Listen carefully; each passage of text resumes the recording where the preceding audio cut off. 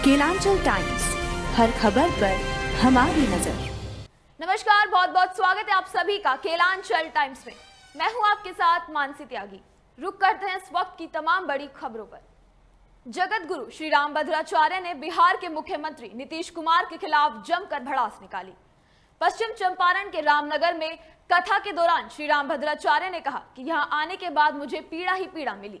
मुझे समझ में नहीं आ रहा कि बिहार के वर्तमान मुख्यमंत्री को हो क्या गया है। विधानसभा में नीतीश कुमार ने जो कहा वह कोई भी सभ्य समाज इस भाषण को नहीं स्वीकार सकता। राज्यपाल को चाहिए कि तत्काल अपने प्रभाव से सीएम को बर्खास्त कर दे। यह राष्ट्रपति शासन की अनुशंसा होनी चाहिए थी। उन्होंने कहा कि पूरा इतिहास देख लीजिए, रामायण काल में भी इतना कोई अशिष्ट नहीं बोला।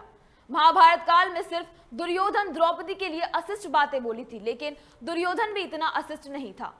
यह प्रजनन क्रिया की संपूर्ण प्रक्रिया को ही बोल गया। मूर्ख!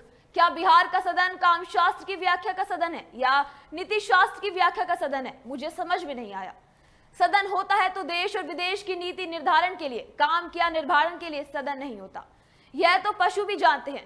यह क्या होता है, यह कौन है बताने वाले?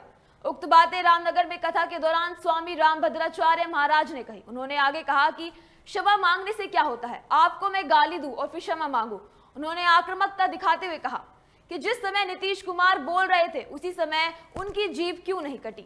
भारत सरकार ने बिहार सरकार को सदन में वात्स्यायन शास्त्र की व्याख्या करने के लिए कहा है, लेकिन यह मनुष्य की व्याख्या नहीं है, यह कुत्तों की व्याख्या है। रामभद्राचार्य जी ने आगे कहा कि कुत्ता भी शिष्ट रखता है, परंतु यहाँ के मुख्यमंत्री ने कोई शिष्टता नहीं रखी। बयान देते समय उसकी जीभ क्यों नहीं काट ली गई। रामभद्राचार्य जी ने कहा कि इस मामले में मुख्यमंत्री नीतीश ने विधानसभा में माफी मांग ली है, लेकिन क्षमा मांगने से क्या होता है। उन्होंने कहा कि मैं आपको अगर गाली दूं और फिर क्षमा मांग लूं, इसमें क्या होगा।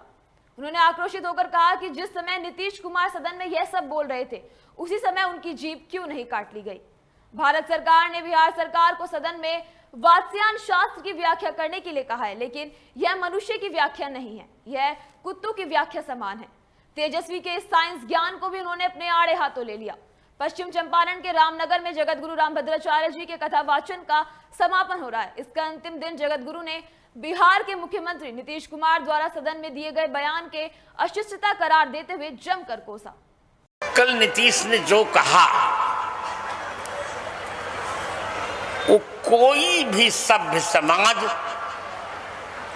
उनके भाषण को नहीं स्वीकार सकता। सभ्य समाज तो नहीं स्वीकार सकता। असभ्य समाज भले स्वीकारे।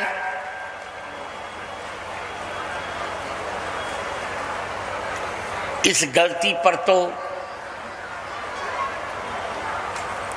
राज्यपाल को चाहिए था कि वो अपने तत्काल प्रभाव से इस मुख्यमंत्री को बर्खास्त करते या राष्ट्रपति शासन लगाया जाता, दो में एक होता।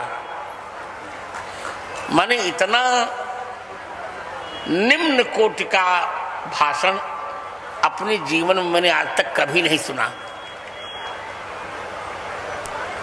बिहार में भी बड़े अच्छे अच्छे लोग हुए मित्रों। बिहार मूर्ख नहीं है। श्री कृष्ण सिन्हा से लेकर